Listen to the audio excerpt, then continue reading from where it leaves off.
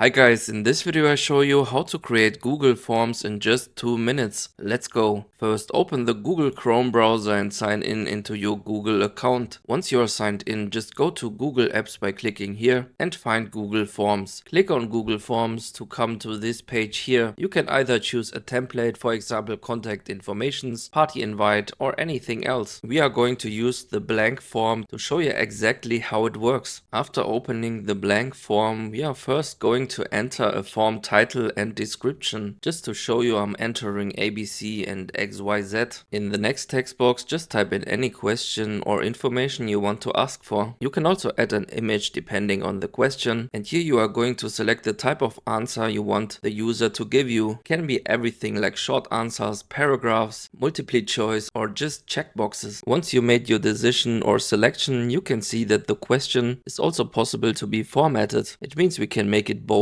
or just underlined if you want. Now you need to toggle on the required right here to make the question compulsory, so it will be a must for the user to answer for continuing or finishing the form. To add another or more questions, just click on this plus icon right here. Let's make an example by using the date of birth. So we are going to ask for the date of birth. For the type of answer, we are going to select date. In the end, of course, you want to share the Google form link for others to respond. So you are going to click on publish in the top right corner. A new window is popping up where you can see that anyone with the link can respond. To manage this or change the type of restrictions, just click on manage. Another window is popping up where you can see that the general access for editing is only restricted by the people with access. In this case, it's only me for seasons. And you can see by default, anyone with the link can respond. If you want only specific people, you can change to restricted and add other people for access. So every people's email you're adding right here goes to restricted with access. I'm going to change it back to anyone with the link and click on done. Then click on publish. And now all you need to do is clicking on this chain icon right here and then just copy the link and share it. Thank you very much for watching and see you next time.